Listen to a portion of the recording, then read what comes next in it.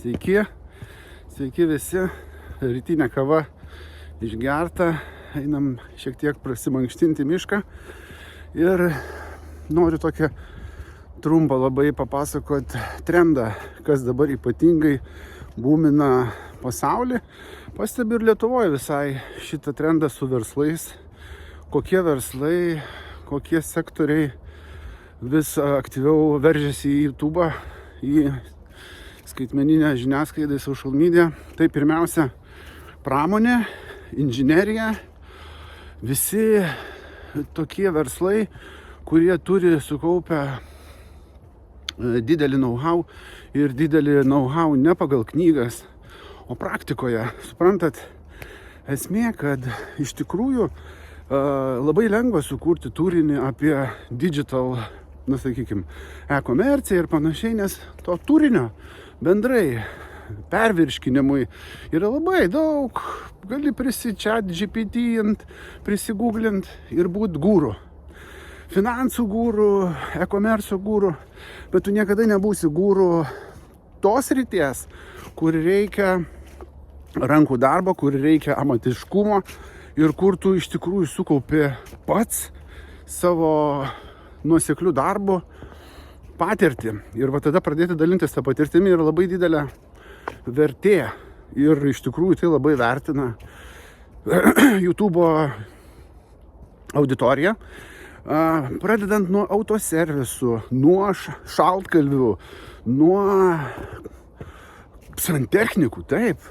Ir baigiant didelėmis technologijų kompanijomis, metalų apdirbimų, lazeriais, you name it.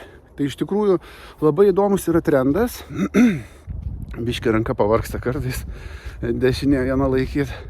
Ir aš matau tą patį ir Lietuvoje, ir pagal savo klientus, ir pagal žmonės, verslininkus, kurie kreipiasi į mane, į mūsų agentūrą.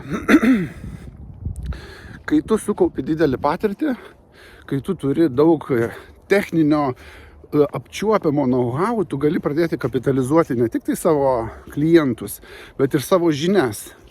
Anksčiau tai nebuvo įmanoma visiškai. O dabar gali sukurti YouTube kanalą, pasidaryti daug praktinio, įdomaus turinio. Kas tas praktinis įdomus turinys? Pavyzdys.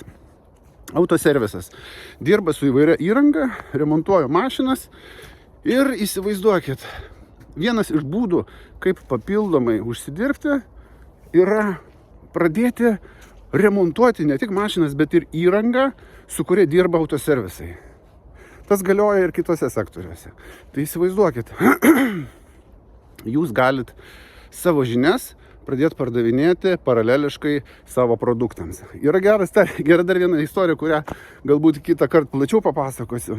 Vienas amerikiečių santechnikas, gaudamas pastoviai tuos užsakymus, suremontuoti kažkokį šlamštą, kažkokį niekniekį už 200-300 baksų, jis galiausiai sukūrė savo konsultacijų kanalą YouTube, kuriame patarė žmonėms, kaip patiems susiremontuoti klozetą, ten vamzdį kažkokį prakiūrusi.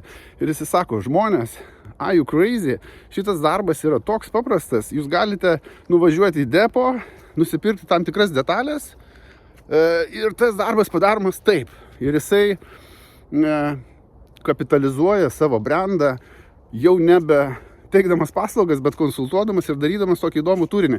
Jis tapęs žmonių advokatų, realiai spręsdamas jų problemas, susikūrė tokį pasitikėjimą iš auditorijos, kad tokio dalyko nesukursi jokiom reklaminiam priemonėm. Tai vat kelios mintis, kas vyksta dabar YouTube aplinkoj, visose šituose digital content jūrose ir vandenynuose. Ir manau, kad ir Lietuvoje absoliučiai viskas tas galioja ir galios. Ir reikia tuo pradėtis naudotis tiems, kas turi realias, praktinės patirtis, žinias ir moka pats kažką padaryti ir nori dalintis tuo turiniu. Taip, tai toksai trumpas pastebėjimas penktadieninis apie tai, kas vyksta, kokie trendai YouTube ir digital pasaulyje. Gero savaitgalio visiems ir geros artėjančios žiemos. Cheers.